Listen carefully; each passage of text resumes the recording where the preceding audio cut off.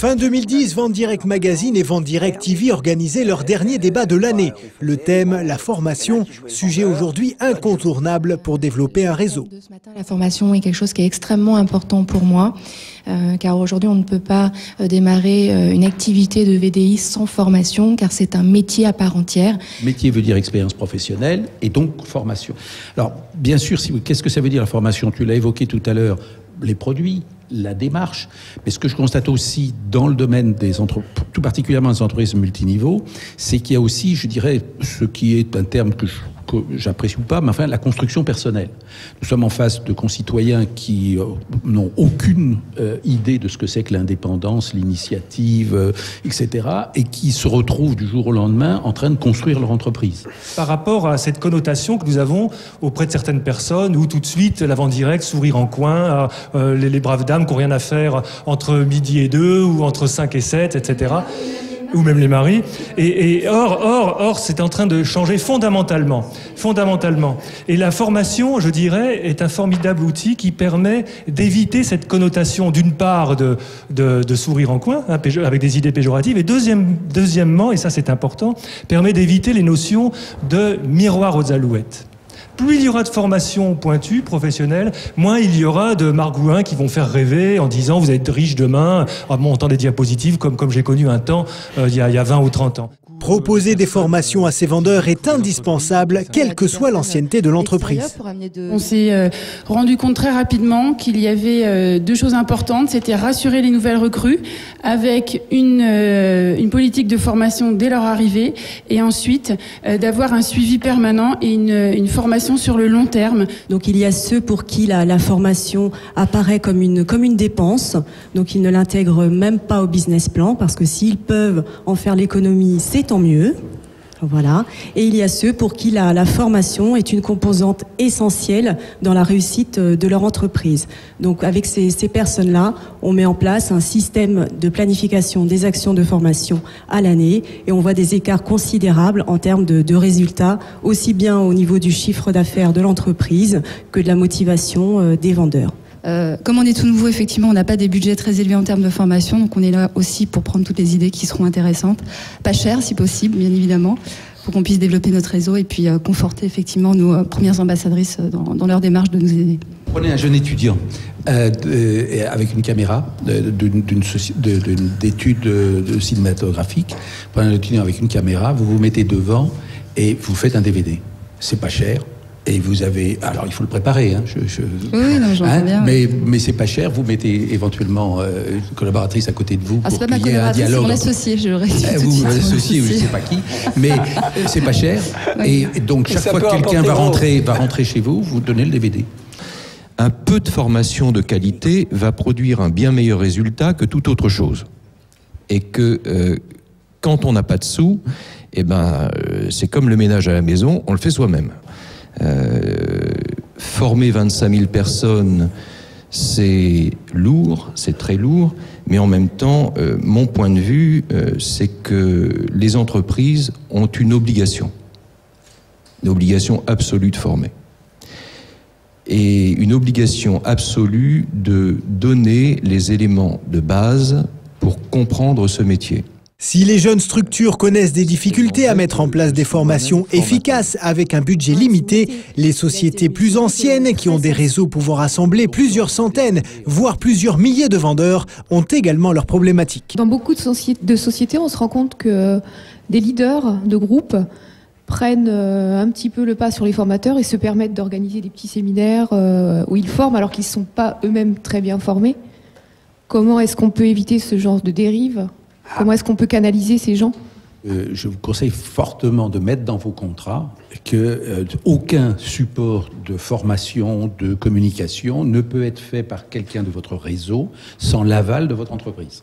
Mais tout n'est pas qu'une question de budget et d'organisation. Transmettre son savoir est un art que tout le monde ne maîtrise pas. Un bon vendeur ne fera pas nécessairement un bon formateur. Ces formations doivent être gratuites. J'insiste là-dessus, considérant que c'est une obligation gratuite et doivent être faites par des personnes tout à fait capables de produire ces formations, ce qui veut dire qu'il ne faut pas lésiner sur l'investissement. Quand vous dites que c'est une obligation pour l'entreprise ou pour le distributeur ? c'est d'abord une obligation pour l'entreprise. Il est fort important que nos collaborateurs soient formés et très bien formés.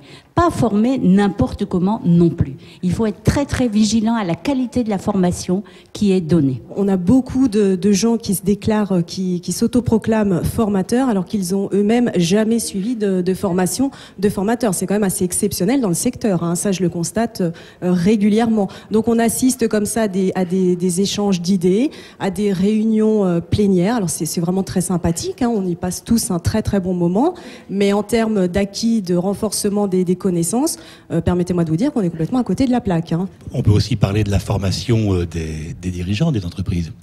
C'est-à-dire que c'est aussi une chose fondamentale. Beaucoup de gens se lancent dans la vente directe.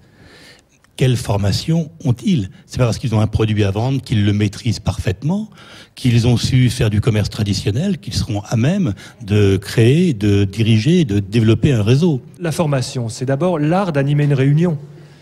Et là, la réunion en tant que telle, il y a le contenu, il y a la méthode, il y a l'organisation, il y a le lieu de la réunion qui est très important, comme tu le dis, parce que ça, il faut valoriser la personne, donc il faut le recevoir dans un lieu approprié. Et puis, il y a également, j'ai assisté récemment à une réunion de formation, je me suis mis au fond de la salle, et j'ai fait ensuite un débriefing avec les responsables. Je dis, qu'est-ce que tu en penses? Déjà, le PowerPoint qu'il faisait, il n'y avait pas de charte graphique. C'était incohérent d'un PowerPoint à l'autre.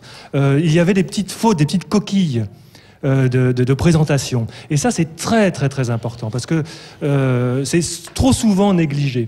Et également, ce qui est trop souvent négligé, c'est qu'il y en a qui se croient très forts en formation, et même s'ils sont performants, ils ont beaucoup de charisme, mais ils parlent trop longtemps. Quand vous avez le matin et l'après-midi, imaginons que ça dure une journée, la même personne, c'est très mauvais. Donc en fait, il faut créer une dynamique, et on crée cette dynamique en changeant l'intervenant. De même que quand vous faites une réunion mensuelle, par exemple, dans une région, il faut éviter d'avoir toujours le même intervenant. Il faut créer quelquefois la surprise, et puis attiser la curiosité, parce qu'on a envie de voir quelqu'un d'autre de temps en temps. Autre point important, c'est que il faut identifier, enfin important, les petits trucs que je vous donne, c'est quand vous faites une réunion de formation, il faut identifier la salle aux couleurs de l'entreprise. Ça n'a l'air de rien, mais c'est important. Faire une exposition produit bien faite, bien organisée, avec des posters si possible sur les murs, etc. Donc ça aussi, ce sont des petits trucs qui permettent de donner une identité. La meilleure des formations déjà, c'est d'avoir un guide du distributeur qui tienne la route. Mais les méthodes évoluent et l'informatique rend les formations toujours plus faciles d'accès. D'ailleurs, la Fédération de la vente directe met actuellement en place un programme complet d'e-learning dont les premiers modules sont d'ores et déjà disponibles. Hier, on prenait des paperboards et on faisait des séances de séminaires. Aujourd'hui, grâce déjà à des DVD, un bon DVD, c'est un bon outil de formation. Grâce effectivement à l'e-learning, à Web TV, on a la capacité effectivement de transmettre beaucoup d'éléments. Donc, outil de fidélisation par excellence, la formation initiale ne vaut que si elle s'accompagne d'un suivi régulier. On ne part pas si on gagne. Voilà, c'est tout simple. Et moi, je suis assez ferme et assez redoutable, l'âge aidant. Je deviens très ferme pour les débutantes. Parce que j'ai compris que c'était très rapidement, dans les 3 premiers mois, qu'on fidélisait une conseillère. Elle gagne dans les 3 premiers mois. Bien sûr, je la suis, mais pas à pas. Voilà. Et je lui dis, vous savez, je vais vous suivre. Elle dit, ah, oui, c'est comme ça. Alors voilà, je la suis pas à pas, je la fais gagner, elle reste. Effectivement, pour éviter le turnover aussi, c'est ne pas seulement faire une formation initiale, c'est aussi avoir une formation en continu.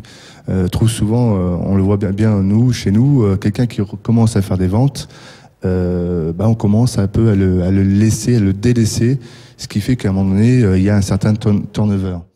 Et c'est bien connu dans le monde de la formation. Et tous ceux qui veulent passer sur le divan... Allez, ciao, merci.